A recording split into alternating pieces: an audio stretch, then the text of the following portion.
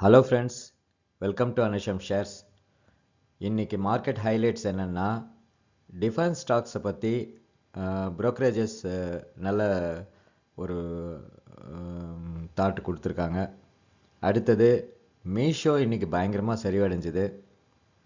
அப்புறமா பார்த்திங்கன்னா கொஞ்ச நாளாக ஷைனிங்கில் இருந்த மெட்டல்ஸ்லாம் செல்லிங் ப்ரெஷர்னால் இன்றைக்கி வந்து டவுனில் இருக்குது. அது போக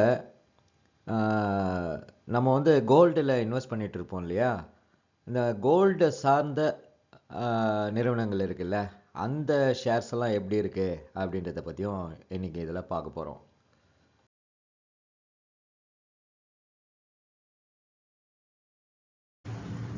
இன்றைக்கி நிஃப்டியோட லெவல்ஸ் பார்த்துடலாம்.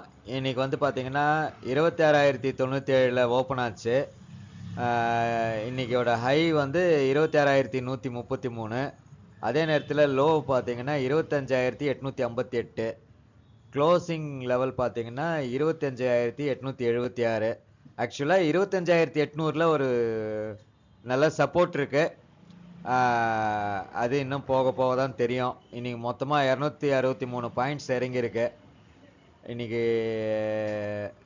இன்னைக்கு நடந்தது விஷயம் பார்த்தீங்கன்னா, ட்ரம்ப் டேரிஃப் தான் ஒரு பயமுறுத்துகிற செய்தி. அது என்ன போதோ அதை நம்ம பொறுத்திருந்து தான் பார்க்கணும். முதல்ல டிஃபென்ஸ் ஸ்டாக்ஸை பார்க்கலாம். இதில் சாய்ஸ் புரோக்கரேஜ் ஃபிம் அப்படின்றவங்க பாரத் எலக்ட்ரானிக்ஸ் லிமிடெட் பிஇஎல், அப்புறம் இந்த பாரத் டைனமிக்ஸ் லிமிடெட் பிடிஎல், இதை வந்து டாப் டிஃபென்ஸ் பிக்ஸ்ன்னு சொல்லியிருக்காங்க. அதுக்கு காரணம் என்னென்னா, அரசனுடைய ஆதரவு, ஆர்டர் புக்கோட ஸ்ட்ரென்த்து, இவங்கக்கிட்ட நல்ல ஆர்டர் புக் இருக்குது.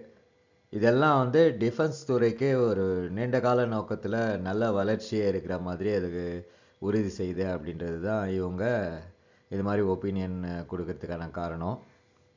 டிஃபென்ஸ் ஸ்டாக்ஸ் பொறுத்த வரைக்கும் லாங் டேர்மில் நல்ல வளர்ச்சியை கொடுக்குது.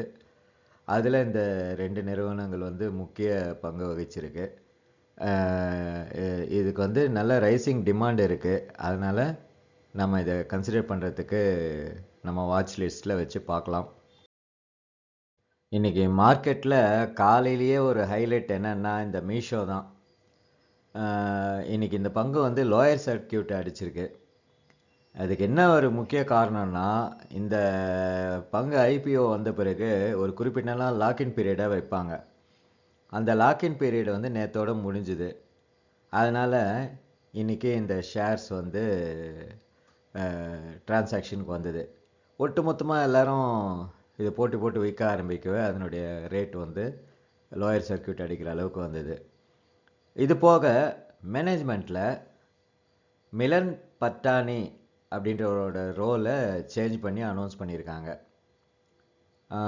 இது வந்து பார்க்கும்போது ஒரு ஷார்ட் டேர்ம் கரெக்ஷனாக இருந்தாலும், ஐபிஓவில் இன்வெஸ்ட் பண்ணாங்க பார்த்தீங்க இல்லையா, அவங்களுக்கு இன்னும் ப்ராஃபிட்டில் தான் இருக்குது.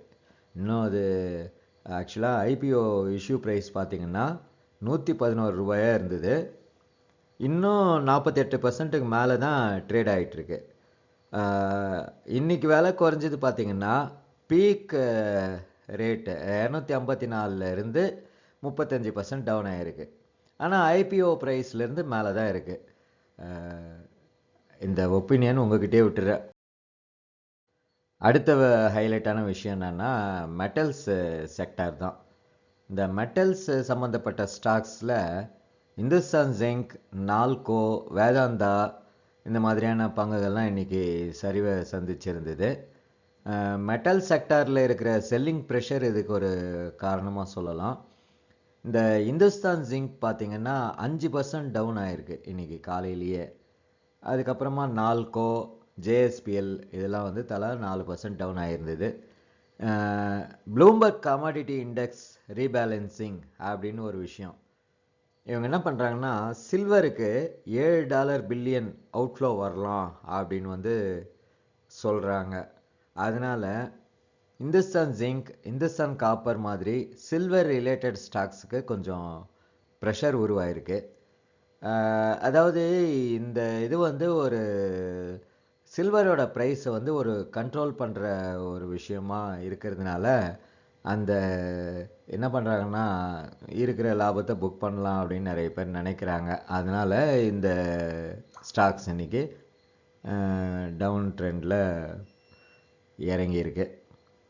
அடுத்ததாக மெட்டல் பற்றி சொல்லணுன்னா Tata steel, JSW steel, Nalco, Hindalco இந்த மாதிரியான ஃபெரஸ் அண்ட் அலுமினியம் ஸ்டாக்ஸில் இந்த 2026 பார்த்திங்கன்னா ஒரு லாங் டேர்ம் பொட்டென்ஷியல் ஸ்ட்ராங்காக இருக்கும் அப்படின்ற மாதிரி எக்ஸ்பர்ட்ஸ் எல்லாம் சொல்கிறாங்க. அதாவது நம்ம இந்த சில்வரு, கோல்டு பார்த்துட்டு இருந்தோம். அடுத்ததாக இப்போ காப்பர்னு ஆரம்பிச்சிருக்கோம். நான் ரீசெண்டாக ஒரு ஷார்ட்ஸ் வீடியோ ஒன்று பார்த்தேன். சென்னையில் சிந்தாதிரிப்பேட்டைன்னு நினைக்கிறேன். அங்கேருந்து ஒருத்தர் செல்லர், ஒருத்தர் ஜுவல்லரி செல்லர், ஒருத்தர் இந்த சில்வர் பார், கோல்டு பார் மாதிரி காப்பர் பார்ஸ் இருக்குது அப்படின்ட்டு சொல்லிட்டு இருக்காரு. இந்த மார்க்கெட்டில் இருக்கிற ஹைப்பை வச்சு அவர் 1700 இந்த பார் அப்படின்னு சொல்கிறாரு. அதில் கமெண்ட்ஸில் பார்த்தீங்கன்னா இது 1200 கிடைக்குது, 1000 கிடைக்குது அப்படின்லாம் நிறைய பேர் போட்டிருந்தாங்க. அதாவது இந்த ஆப்பர்ச்சுனிட்டியை உபயோகிச்சுக்கிறாங்க. அவங்க இனிமேல் காப்பர் தான் அப்படின்ற மாதிரியான மனநிலைக்கு நம்மளை வர வச்சு கிட்டத்தட்ட அந்த கமெண்ட்ஸில் இருந்த ரேட்ஸ் எல்லாம் ஒரு ஆவரேஜ் பண்ணால் கூட ஒரு 500லேருந்து ஒரு 300லேருந்து 500 ரூபா ஒரு ஹைப் பண்ணி சொல்கிற மாதிரி தெரிஞ்சுது.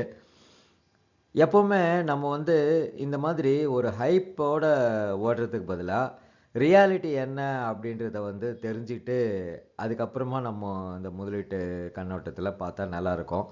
ஆனால் எந்த விஷயமா இருந்தாலும் அது நீண்ட கால நோக்கத்தில் நல்ல விதமான ஒரு ரிசல்ட்டை கொடுக்கலாமே ஒழிய குறுகிய கால நோக்கில் நம்ம போகிறதுன்றது அது ட்ரேடிங் பண்ணுறவங்களுக்கு தான் செட் ஆகும். இந்த டெக்னிக்கல் அனாலிசிஸு, ஃபண்டமெண்டல் அனாலிசிஸு இதெல்லாம் தரோவை செக் பண்ணி ட்ரேட் பண்ணுறவங்களுக்கு வேணால் செட் ஆகலாம். மற்றபடி முதலீட்டு நோக்கில் வெல்த்தை நீங்கள் உருவாக்கணும் அப்படின்றதுல நல்ல தரமான பங்குகளை ரிசர்ச் பண்ணி போகிறது நல்லதாக இருக்கும். இப்போ நம்ம கோல்டில் முதலீடு செஞ்சுருந்தா அதுக்கு கிடைச்சிருக்கக்கூடிய ரிட்டர்ன்ஸை அது சம்மந்தப்பட்ட ஸ்டாக்ஸில் இன்வெஸ்ட் பண்ணியிருந்தா எப்படி இருக்கும் அப்படின்ற மாதிரியான ஒரு தாட்டை பார்க்கலாம் அப்படின்னு தோணுச்சு. அதை இப்போ பார்க்கும்போது கோல்டை விட கோல்டு சம்மந்தப்பட்ட ஸ்டாக்ஸ், அது கம்பெனிங்க இருக்குது இல்லையா, அதனுடைய ரிட்டர்ன்ஸே நல்லா இருக்குது. இப்போ உதாரணத்துக்கு பார்த்திங்கன்னா லாஸ்ட் 3 months தங்கமயில் ஜுவல்லரி அந்த ஷேர் பார்த்திங்கன்னா 71% அப் ஆகிருக்கு. அதுக்கப்புறம் டைட்டன் ஷோரூம்ஸ்லாம் நீங்கள் பார்த்துருப்பீங்க. இவங்களோட ஷேர் 25% இன்க்ரீஸ் ஆகிருக்கு. நேற்று கூட டைட்டன் ட்ரெண்டிங்கில் இருந்தது. நேற்று 7ஆம் தேதி, ஜனவரி 7ஆம் தேதி. அப்புறமா அந்த ஸ்கை கோல்டு, இது பார்த்திங்கன்னா போன வருஷம்லாம் இந்த ஸ்டாக்கை கையிலேயே பிடிக்க முடியல, அது அந்த அளவுக்கு இருந்தது. இந்த வருஷம்தான் ஒரு கிட்டத்தட்ட ஒரு 4-5 மாதமாக அது அதாவது ஒரு க்ரோத்து ஸ்லோவாக இருந்தாலும் திரும்பவும் அது பிரேக் அவுட் ஆகிற நிலைமைக்கு வந்திருக்கு. இப்போது ஸ்கை கோல்டோட ரிட்டர்ன்ஸு 13% கொடுத்துருக்கு.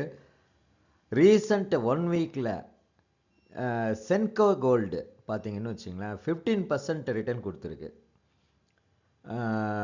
இந்த மாதிரி ப்ராக்ஸி இன்வெஸ்டிங்னு சொல்லலாம் இதை. அதாவது கோல்டில் நேரடியாக முதலீடு பண்ணுறதை விட கோல்டு இவங்கெல்லாம் பார்த்திங்கன்னா இந்த தங்கமயில், டைட்டன், சென்கோ கோல்டு இவங்கெல்லாம் பார்த்திங்கன்னா தங்கமயில் ரீட்டைல் ஷாப்ஸ்லாம் நிறைய இருக்குது. டைட்டன் பார்த்திங்கன்னா அதே மாதிரி ஷோரூம்ஸ் நிறைய வச்சுருக்காங்க, கோல்டு ஜுவல்லரி ஷோரூம்ஸு.